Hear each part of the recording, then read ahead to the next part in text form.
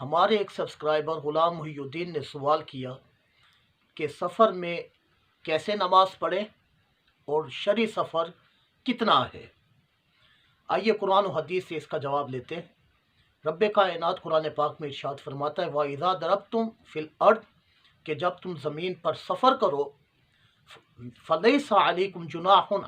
أَن تَقْصُرُوا مِنَ الصَّلَاةِ تو تم پر کوئی حرج نہیں کہ تم اپنی نماز میں کمی کرو، قصر کرو۔ قصر یہ طول کی ضد ہے، لمبے ہونے کی ضد ہے۔ مطلب یہ ہے کہ اس کے بعض ارکان میں تم کم کر دو۔ مطلب جو 4 رکعت والی نماز ہے ان کو 2 کر کے پڑھو۔ اسی کو رب کائنات کی حبیب علیہ الصلوۃ والسلام نے اپنے تعلیم دیا ہمیں اس طرح کہ حضرت انس بن مالک رضی اللہ تعالی عنہ آپ کہتے ہیں خرجنا مع رسول اللہ صلی اللہ علیہ وسلم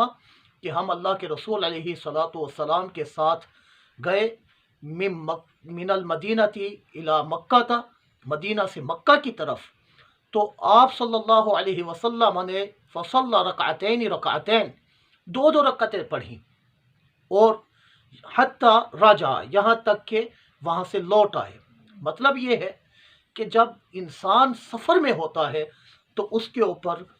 4 رکعت والی نماز مثلا ظہر، عصر اور عشاء ان کو قصر کر کے پڑھنا ہوتا ہے، یعنی 2 رکعتیں پڑھنی ہوتی ہیں۔ اس کے اندر اس بات کا خیال رکھا جائے کہ اگر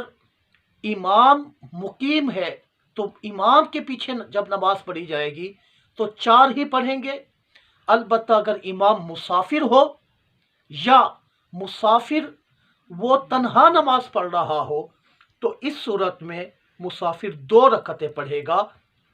ان ساری نمازوں کے اندر، جیسا کہ آقا کریم علیہ الصلوۃ والسلام نے فرمایا۔ اور یہی انس بن مالک رضی اللہ تعالی عنہ سے جب پوچھا گیا تھا کہ تم وہاں کتنا عرصہ رہے تھے، قال 10، تو حضرت انس بن مالک نے کہا کہ 10 دن۔ مطلب یہ ہے کہ شرعی مسافر اس وقت ہوتا ہے کہ جب کوئی ارادہ سفر سے گھر سے جائے اور 15 دن سے کم ٹھہرنے کی نیت ہو۔ اور اس میں چونکہ دوسرا سوال یہ کیا گیا تھا کہ سفر کتنا ہے، شرعی سفر کی مسافت کیا ہے، تو آج فی زمانہ اس کو کہا گیا ہے کہ 92 کلومیٹر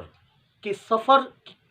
کی نیت سے گھر سے نکلا اور جس مقام پر پہنچا تو اس کے گھر سے اس کا ڈسٹینس جو تھا وہ 92 کلومیٹر اگر بنتا ہے، اس کا اندازہ یوں لگائیں گے شرعی مسافر کی ابتدا اس وقت ہوگی کہ جب یہ اپنے شہر سے متصل آبادی سے نکل جائے گا۔ اب یہ وہاں سے اس کی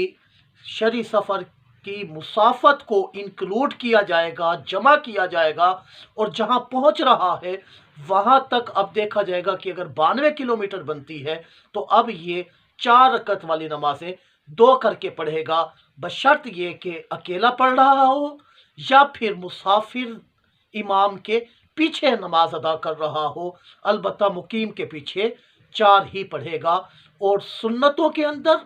نوافل کے اندر اور وطر کے اندر کوئی کسر نہیں کرنی ہوتی، یہ مکمل ہی پڑھنے ہوتے ہیں۔